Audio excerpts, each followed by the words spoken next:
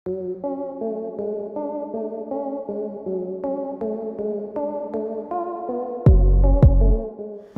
gelap Cipinang tiba-tiba menjadi terang oleh satu nama, Thomas Trikasih Lembong. Tapi bukan karena keadilan yang menang, melainkan karena kekuasaan yang bermain. Apakah ini wajah baru Indonesia di bawah Prabowo? Presiden baru, tapi pola lama tetap dipelihara. Hukum bisa ditekuk oleh tanda tangan. Lalu, kemana suara lantang para pejuang anti korupsi? Ketika maling berdasi dilepas dan rakyat kecil terus digilas, kita harus bertanya, siapa sebenarnya yang dilindungi oleh negara? Apakah ini bentuk keadilan atau keistimewaan politik? Ketika seorang mantan menteri yang terbukti bersalah dalam kasus korupsi senilai hampir 200 miliar rupiah bisa bebas hanya karena satu lembar kepres. Apalagi yang bisa dipercaya dari sistem hukum kita? Bukankah abolisi seharusnya menjadi jalan terakhir untuk ketidakadilan, bukan pelampiasan kekuasaan?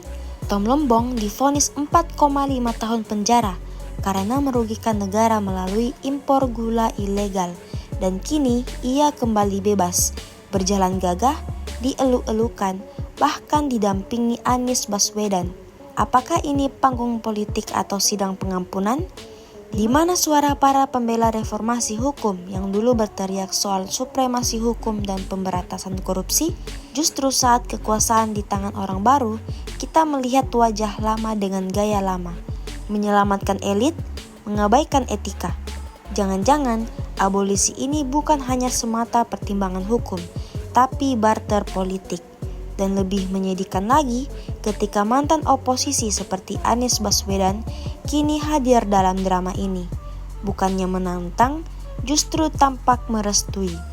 Benarkah oposisi yang dulu mengkritik keras kekuasaan, kini ikut nyaman dalam pusaran kekuasaan yang sama? Pemberian abolisi pada Tom Lembong jelas menunjukkan bahwa hukum di negeri ini bukan untuk rakyat biasa. Seorang mantan pejabat tinggi bisa melangkah keluar rutan dengan penuh syukur, tetapi rakyat kecil yang mencuri sandal atau berjualan tanpa izin tetap saja dikriminalisasi. Ini bukan hanya soal satu orang, tapi soal sistem. Bagaimana mungkin koruptor bisa dibebaskan, sementara pengemis dipenjara? Apakah keadilan di negeri ini benar-benar hanya ilusi? Kita juga patut bertanya kepada DPR yang katanya ikut dipertimbangkan dalam proses abolisi ini. Apa suara mereka? Apakah mereka sekadar formalitas untuk mengesahkan keputusan presiden? Ketika negara berjalan dengan logika kekuasaan, bukan keadilan, maka DPR pun sekadar perpanjangan tangan, bukan wakil rakyat. Apakah kita masih bisa berharap pada parlemen yang membisu ketika hukum diinjak-injak oleh tanda tangan seorang presiden? Lalu, di mana suara kalian rakyat? Apakah kalian akan terus diam ketika korupsi dipelihara dengan legitimasi hukum? Apakah kalian rela melihat masa depan bangsa ini dijual murah oleh para pejabat yang saling melindungi? Tulis pendapat kalian di kolom komentar, karena kalau kita diam hari ini, maka kita tak layak menangis saat negeri ini tenggelam besok.